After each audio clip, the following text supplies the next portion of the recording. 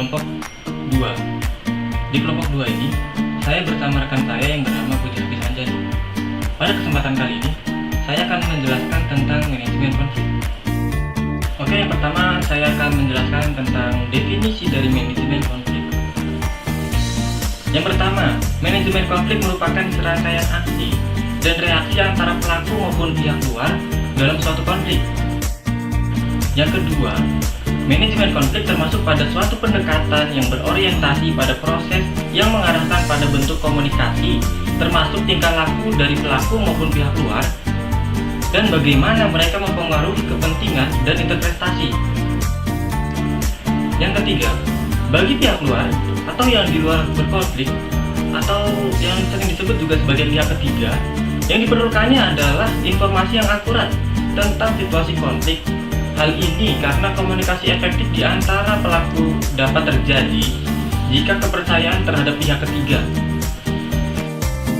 Sedangkan menurut Ross pada tahun 1993 bahwa manajemen konflik merupakan langkah-langkah yang diambil para pelaku atau pihak ketiga dalam rangka mengarahkan perselisihan ke arah hasil tertentu yang mungkin atau tidak mungkin menghasilkan suatu akhir berupa penyelesaian konflik, dan mungkin atau tidak mungkin menghasilkan ketenangan, hal positif, kreatif, bermufakat, atau agresif. Selanjutnya, apa yang menyebabkan konflik itu terjadi? Yang pertama, konflik dapat terjadi karena adanya perbedaan individu yang meliputi perbedaan pendirian dan perasaan.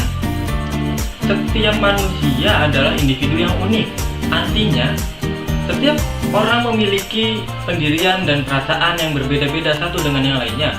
Perbedaan pendirian dan perasaan akan sesuatu hal atau lingkungan yang nyata ini dapat menjadi faktor penyebab konflik sosial. Sebab, dalam menjalin hubungan sosial, seseorang tidak selalu sejalan dengan kelompoknya.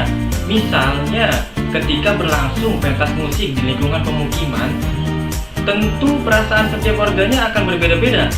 Ada yang merasa terhibur, dan juga ada warga yang merasa terganggu karena adanya pementasan musik ini. Yang kedua, perbedaan latar belakang kebudayaan sehingga membentuk pribadi-pribadi yang berbeda. Seseorang sedikit banyak akan terpengaruh dalam pola-pola pemikiran dan pendirian kelompoknya. Pemikiran dan pendirian berbeda itu pada akhirnya akan menghasilkan perbedaan individu yang dapat memicu konflik. Yang ketiga adalah perbedaan kepentingan antara individu atau kelompok. Manusia memiliki perasaan, pendirian maupun latar belakang kebudayaan yang berbeda-beda. Oleh sebab itu, dalam waktu yang bersamaan masing-masing orang atau kelompok memiliki kepentingan yang berbeda-beda.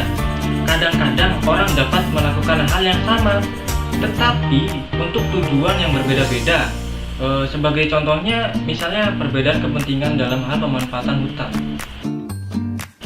Yang keempat yang menyebabkan konflik dapat terjadi, yaitu perubahan-perubahan nilai yang cepat dan mendadak dalam masyarakat. Perubahan adalah sesuatu yang lazim dan wajar terjadi, tetapi jika perubahan itu berlangsung cepat atau bahkan mendadak, perubahan tersebut dapat memicu terjadinya konflik sosial. Misalnya, pada masyarakat pedesaan yang mengalami proses industrialisasi yang mendadak akan memunculkan konflik sosial sebab nilai-nilai lama pada masyarakat tradisional yang biasanya bercorak pertanian secara cepat berubah menjadi nilai-nilai masyarakat industri. Nilai-nilai yang berubah itu seperti nilai kegotong royongan berganti menjadi nilai kontrak kerja dengan upah yang disesuaikan menurut jenis pekerjaannya. Yang selanjutnya adalah apa saja jenis-jenis konflik. Ada 5 jenis konflik dalam kehidupan organisasi. Yang pertama adalah konflik di dalam individu. Yang kedua, konflik antar individu dalam organisasi yang sama. Yang ketiga, konflik antara individu dan kelompok. Yang keempat, konflik antar kelompok dalam organisasi yang sama. Dan yang kelima adalah konflik antar organisasi. Yang selanjutnya adalah bagaimana metode-metode dalam pengelolaan sebuah konflik. Yang pertama adalah metode stimulasi konflik. Metode ini digunakan untuk menimbulkan rangsangan karyawan karena karyawan pasif yang disebabkan oleh situasi di mana konflik terlalu rendah. Rintangan semacam ini harus diatasi oleh manajer untuk merangsang konflik yang produktif. Metode simulasi konflik ini meliputi yang pertama adalah pemasukan atau penempatan orang luar ke dalam kelompok. Yang kedua, penyusunan kembali organisasi. Yang ketiga, penawaran bonus seperti pembayaran intensif dan penghargaan untuk mendorong persaingan. Yang keempat adalah pemilihan manajer yang tepat. Dan yang kelima adalah perlakuan yang berbeda dengan kebiasaan. Yang kedua adalah metode pengurangan konflik.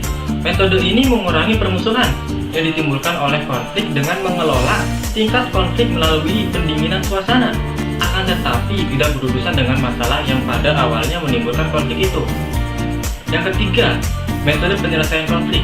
Metode ini dipusatkan pada tindakan para manajer yang dapat secara langsung mempengaruhi pihak-pihak yang bertentangan. Yang selanjutnya adalah metode penyelesaian konflik. Ada 3 metode yang sering digunakan.